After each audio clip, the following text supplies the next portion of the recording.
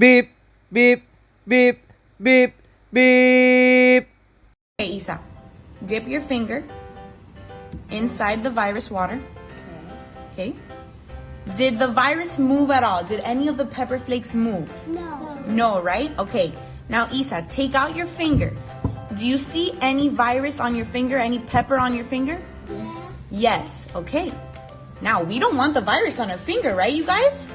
So, Isa, can I ask you to dip your finger in soap, clean your finger? Okay? This is the importance of how we wash our hands. Now, Isa, does your finger have soap in it? Yes. Okay, now can you dip your finger back in the virus? How did it move? Do you see that? Yeah. It moved. You guys saw that? Yeah. You see how important it is to wash our hands? Welcome back to my channel. Thank you. Assalamualaikum, hai, salam sejahtera. Jumpa lagi untuk video kali ini. Okey, aku ingat aku tak nak buat video. Ingat nak post dekat community tab je, tapi ramai sangat pula WhatsApp duk tanya. So aku buatlah video. Okey, senang. Okey, ni aku dapat daripada Facebook, Apad lah, ataupun agensi pengangkutan awam darat punya official Facebook ya. Ni korang boleh like lah page diorang ni. Okay, apa-apa info memang yang mana bawa teksi, bawa apa Grab ke, e-hailing ke, info-info berkenaan dengan kita memang banyak kat sini lah. So aku rasa dia lagi banyak update dekat dia punya Facebook ni daripada dia punya website. Serius, website dia last update tahun lepas. So tahun ni punya info-info semua banyak dekat Facebook lah. So korang like lah page dia ni, senang nak korang check kan. Okay, ni berkenaan dengan ni lah. Pakej ransangan ekonomi 2020, insentif 500 kepada kepada pemandu e-hailing. Okey, so mari kita tekan, ni baru update sejam yang lalu. So macam aku cakap dah ramai sangat tanya, so tak apa, aku buat ni soalan-soalan je lah. Okey. Alright, makluman pakej ransangan ekonomi 2020. Okey, insentif kepada pemandu e-hailing COVID-19, stay home, duduk rumah. Alright, masih ada stiker e-hailing lagi. Alright. Okey, soalan lazim yang selalu ditanya. Okey, siapakah yang layak menerima insentif ini? Okey, pemandu e-hailing sepenuh masa. Okey. Layak menerima insentif. Kriteria sepenuh masa ditentukan oleh Kementerian Kewangan. So masih tak tahu lagi. Tu aku cakap dia nak ukur full time, part time macam mana pun aku tak tahu macam mana dia orang nak ukur. Okey. Nombor 2, bagaimanakah cara memohon insentif ini? Okey, Kementerian Kewangan sedang memperhalusi prosedur terbaik untuk menyalurkan insentif kepada pemandu. Buat masa ini tiada keperluan pemandu untuk membuat sebarang permohonan. Okey, tak ada nak mohon apa bagai, nak isi borang pergi dekat website ke apa, tak ada. Okey, 3, bilakah pemandu e-hailing akan menerima insentif ini? Kementerian Kewangan akan memaklumkan tarikh permulaan penyaluran insentif. So maksudnya akan datang lah, aku tak tahulah, cepat-cepatlah, kalau lambat-lambatlah. Okey. Nombor 4, apakah saya boleh menggunakan website bantuan prihatin untuk menyemak nama saya sebagai penerima RM500 untuk pemandu e-hailing? Jawapan dia tidak. Bantuan 500 kepada pemandu e-hailing tidak disenaraikan di dalam website bantuan prihatin. Okey, ingat kita tak payah nak cek-cek pelbagai ya. Okey.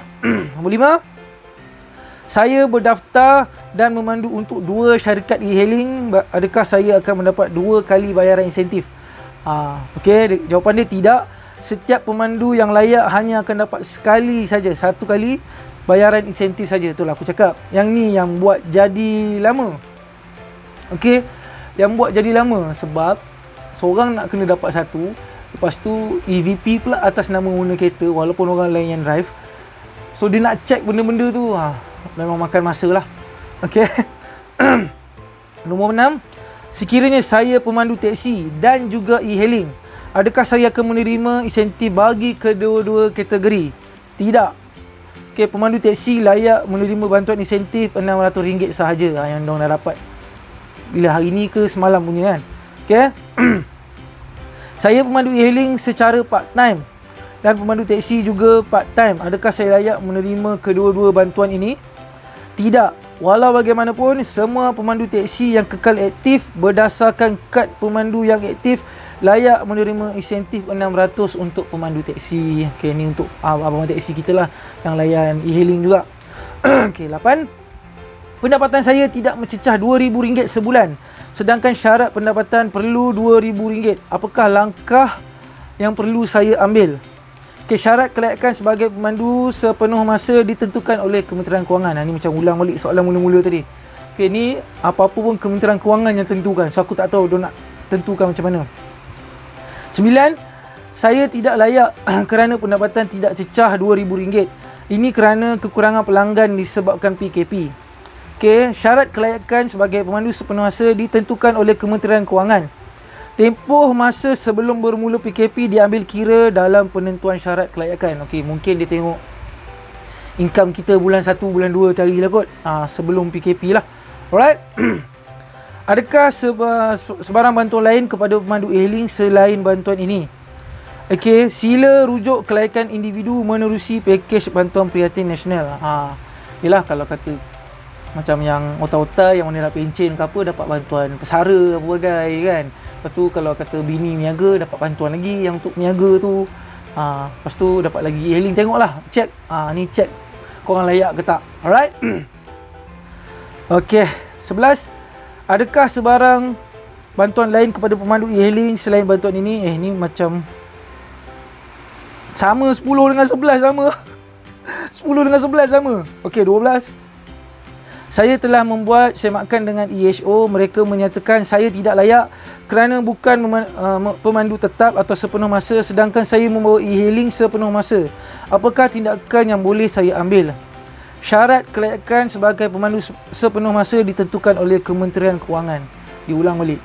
Okay, Kementerian Kewangan, apa-apa pun korang punya nasib sekarang ni, ditentukan oleh Kementerian Kewangan. Bukannya EHO. Kan? Tak tahu, aku tak tahu macam mana. Ni aku rasa mungkin dalam grey area lagi. Sebab aku tahu dalam grup pun ramai yang duk risau kat pasal benda ni. Okey. 13. Saya pemandu part-time e-hailing. Adakah saya layak? Jika tidak, mengapa? Okey. Hanya pemandu e-hailing sepenuh masa layak menerima insentif ini. Pemandu sepenuh masa terkesan dengan teruk akibat COVID-19. Sama betul pun. Dan PKP kerana ketiadaan pelanggan dan tiada sumber pendapatan yang lain. Betul. Bila fikir logik balik, betul lah yang part time ada kerja hakiki lain kan. Ada job, ada gaji, yang mana kerja kerajaan gaji tetap masuk walaupun tak pergi kerja kan. So yang full time. Okey. 14. Bolehkah saya membuat rayuan? Di mana perlu saya salurkan rayuan ini? Kementerian Kewangan sedang memperhalusi prosedur terbaik untuk menyalurkan insentif kepada pemandu. Okey, buat masa ini tiada keperluan untuk pemandu membuat sebarang rayuan. Okey, buat masa ini tak ada rayuan-rayuan lagi lah. Okey, nanti dia beritahulah. Okey, akaun e-hailing saya digantung oleh EHO. Adakah saya layak memohon? Betul juga kan, bagus juga.